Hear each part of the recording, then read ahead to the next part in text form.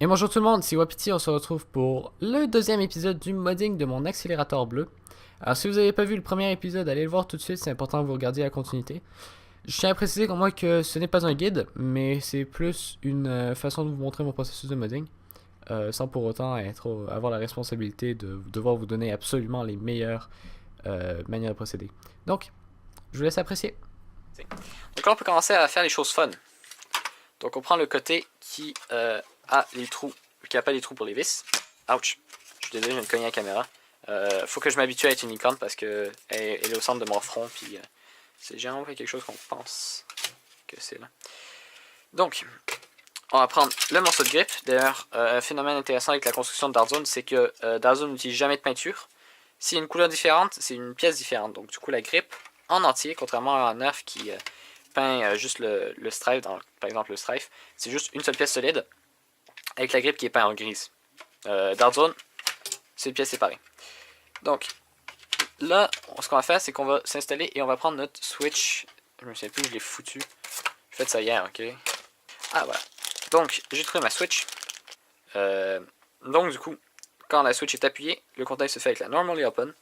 Donc, ce qu'on va faire, c'est qu'on va prendre un de nos conducteurs, notre XT60, le connecter sur le com, prendre notre entrée ou notre sortie, dépendamment de la personne ou de la personne, ça change rien. Ça change pas grand chose en fait, c'est seulement si on fait du motor breaking que ça. Ok, je commence à vous confondre avec plein de termes. Nevermind. Ok, donc on prend un fil qui va du normally open, on le plug sur notre flywheel. On prend le côté rouge ou le côté vert. J'utilise rouge. J'ai même pas encore défini qu'est-ce qui est positif, qu'est-ce qui est négatif. Je vais voir dans quel sens ça spin essentiellement. On va contrôler le rouge parce que j'ai plus de câbles rouges. Voilà, c'est comme ça qu'on décide. En fait, non, j'ai contrôlé le vert parce que j'ai plein de câbles verts, mais ils sont courts. Donc voilà. C'est comme ça qu'on décide. Non, je niaise. Non, il faudrait décider un des deux côtés. Ça dépend si vous voulez faire du. Comment ça s'appelle? Motor breaking. Mais pour celui-là, je vais pas faire de motor breaking. Puis je vois pas la nécessité sérieusement d'un motor breaking. Donc oui. On va donc prendre notre verre. Là, il faut calculer à peu près la distance. Donc on a le verre qui va être branché de là. Passer comme ça, rentrer ici, passer là et être connecté sur la switch. Donc, la question c'est, est-ce que notre plus long fil vert fera le travail? Il le fera, et même très bien. On est mieux de couper plus long de fil que de couper plus court, parce que couper plus long, ça veut dire on coupe du surplus. Couper plus court, ça veut dire on recommence la job.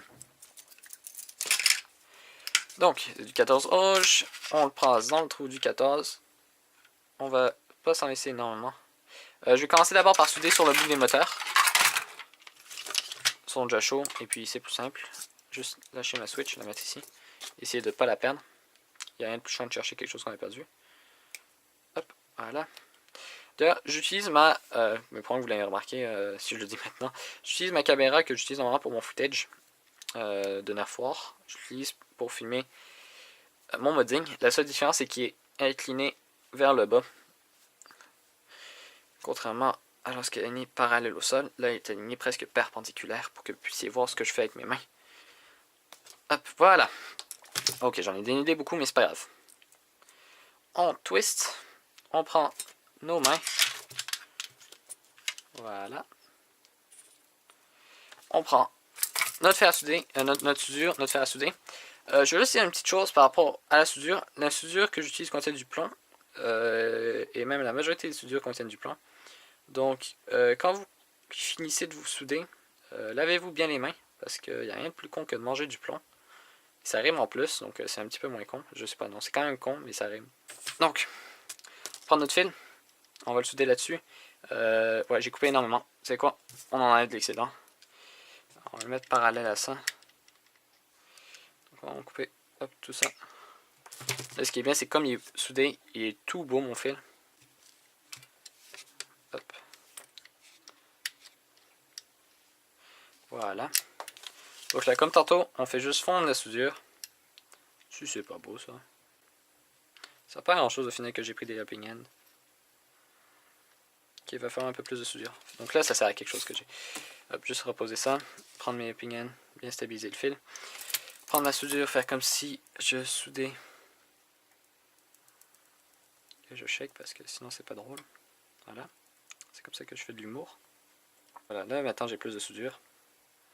Parce que l'histoire, c'est que sinon la soudure elle était un peu gênée et elle restait dans le film. Restait proche de sa maman.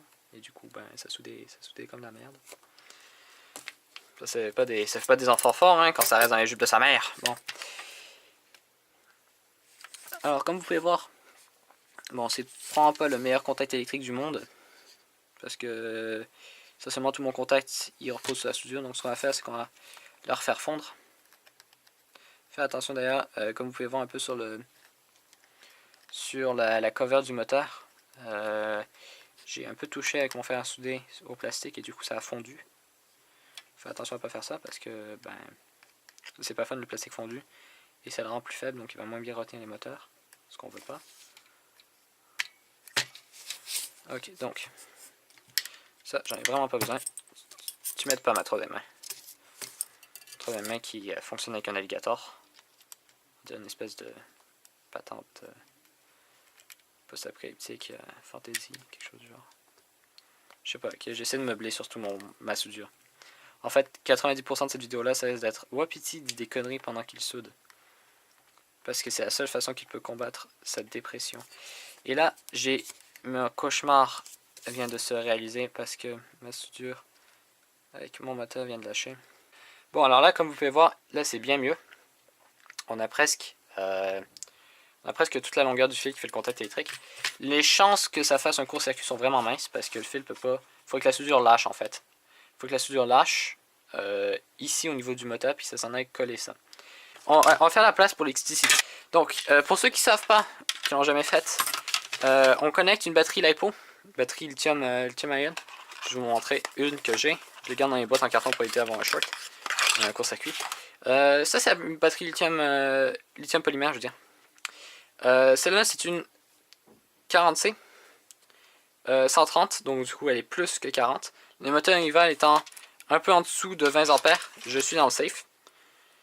J'ai 30% plus de ce qu'il faut, même bien plus, au-dessus de 30% plus que ce qu'il faut, donc je suis dans le safe. Donc un petit connecteur comme ça XT60. La surface est de l'or, je vais faire attention à ne pas mettre les doigts dedans parce que je pourrais mettre les trucs technologiens, c'est pas assez exposé.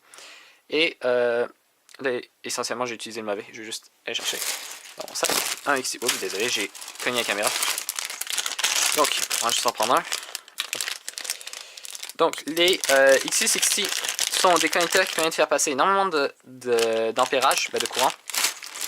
Avec la 2, je suis désolé, il y a énormément de bruit. J'accroche plein de choses en plus chez moi. Regardez, là j'ai mon Magnum qui est démonté. Là j'ai un Strife qui est complètement foiré. J'ai mon drum, j'ai mes bagues, j'ai un autre projet que je ferai jamais. J'ai un Farshot. Mon bureau est en désordre un peu, mais juste un peu. Donc, ce connecteur-là se connecte ensemble. C'est important quand vous soudez ces connecteurs-là de mettre du heat shrink parce qu'ils sont très proches les deux pôles. Et essentiellement, si vous avez un court-circuit avec votre LiPo, ça pète.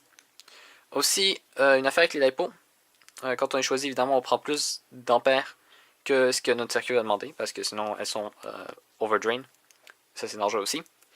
Il y a des petits... vous avez le balance LED ici, qui sert à mesurer parce que la manière que ça marche, c'est que c'est plusieurs piles. Là, ici, c'est une 2S. Je sais pas si c'est marqué, ouais, ça. 2 cells. Donc, c'est une batterie de 2 piles. Et vous avez ici le petit port qui sert à mesurer à quel voltage. Vous avez donc ce qu'on appelle une LiPo alarme. Moi, j'ai coupé ceux que j'utiliserai jamais parce que ça me sert à rien. Qui se branche dessus pour vérifier le voltage de différents cells. Là, vous voyez, elle sonne immédiatement parce que celle-là est en charge storage. Donc, alors, il faut que j'explique là. Ok, anyway. On utilise les C60 et il faut une alarme dessus. Ok, je vais pas vous expliquer tout non plus la gestion. On verra ça quand je chargerai mes LiPo et je ferai un tutoriel dessus.